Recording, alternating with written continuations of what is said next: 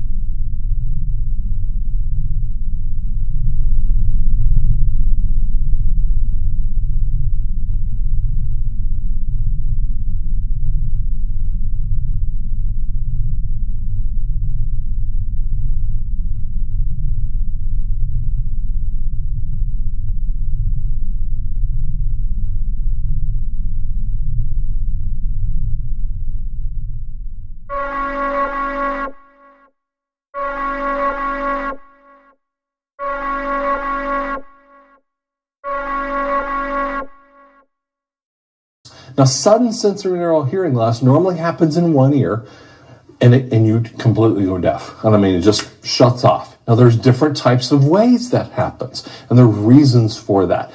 Now, those are the kind of things. If you ever have a sudden sensorineural hearing loss, and I mean a massive hearing loss one ear, and you don't hear anything out of it, lay in a pillow and you can't hear anything, go and call the physician next moment, okay? Because if you go and see an ear, nose, and throat physician, neurologist, either one, you can actually recover it, maybe. So since I had gone through this in 2015, and it took over a month for my doctor to get me into ENT, and I had no idea what the situation was, this time I was prepared. I had prednisone. I've kept it around ever since for this reason. So I took one pill that night, and the next morning I took a pill, and then I immediately marched right down to my audiologist office, and they were closed, but I could see the receptionist behind the door. I banged on the door, made her open the door, and she said, "You can't come in here without an appointment." I said, "Yes, I can." I ended up getting a hearing test, went right across the street to my ENT. They immediately put me on a 60 milligrams of prednisone. So, that was supposed to work. 2 days later,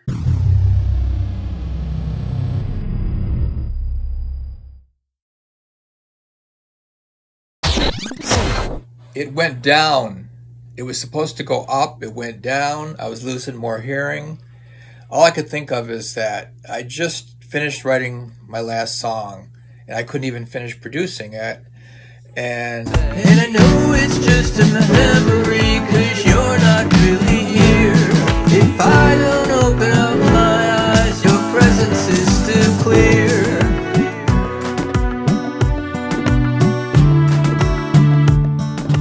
Suffering from hearing loss? The answer is generally yes. Why? Number one, to understand anatomy a little bit, the oxygen supply to the cochlea is not enormously sufficient.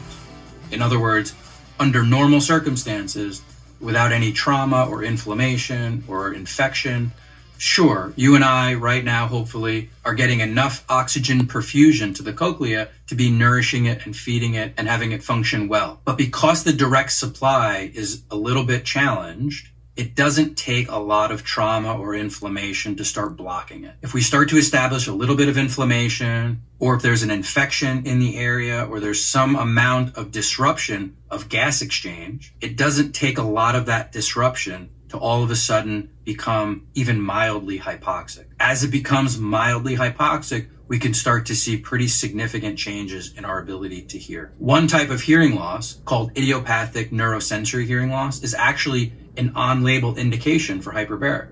There are very few on-label indications for hyperbaric oxygen therapy. There's only about 14 on the FDA approved list, but idiopathic neurosensory hearing loss is one of them. Let's break that word down. Idiopathic means we don't know the cause.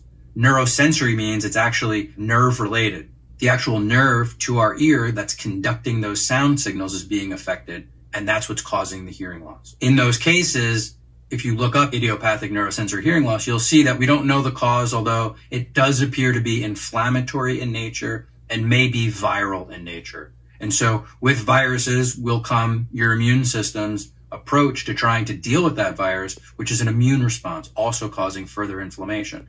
But other things like trauma, loud noises, could also create similar amounts of traumatic damage, leading to inflammation, leading to nerve damage, and therefore hearing loss. The overall storm, one is a nuisance, the other could be potentially life-threatening, especially as you get to areas along the river here. So we'll be watching those values as they encroach. Most of what we're going to see as those values continue to increase with that expanding wind field here are going to take us up. With all that prednisone, my face was getting fat. My stomach was starting to puff out, but all I cared about was I wanted to get into that chamber. And then I woke up Thursday morning, and as I was shaking my bottle of prednisone, I actually, for the first time, heard the shaking in my ear that had completely gone, which was cool. What can we do to reestablish proper gas exchange? Well, if you watch a lot of our other videos, we're always talking about what hyperbaric does, which is increase the concentration gradient of oxygen. Oxygen has to flow from high concentration to low concentration, and we need an established concentration gradient to allow oxygen to flow down. And so what we need is to establish a higher concentration of oxygen on the other side of that damage, which will help drive an increased amount of oxygen through the perilymph in order to nourish that entire area.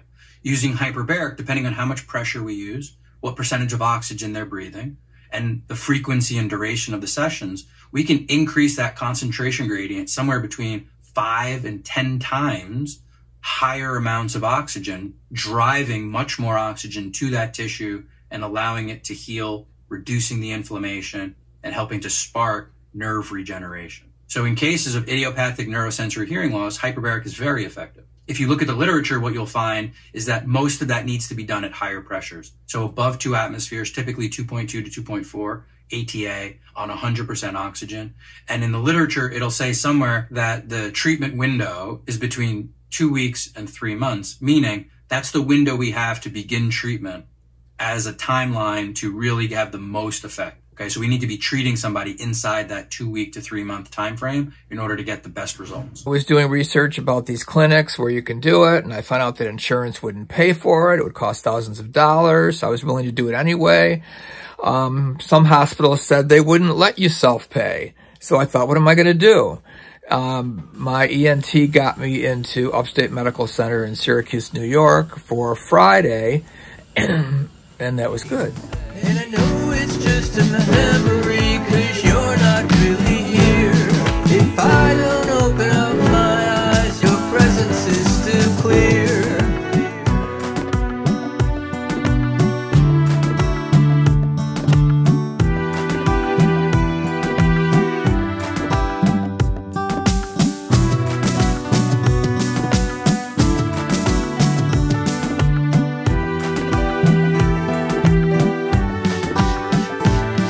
And I know it's just a memory, 'cause you're not really here. Until I open up my eyes, your presence is so clear.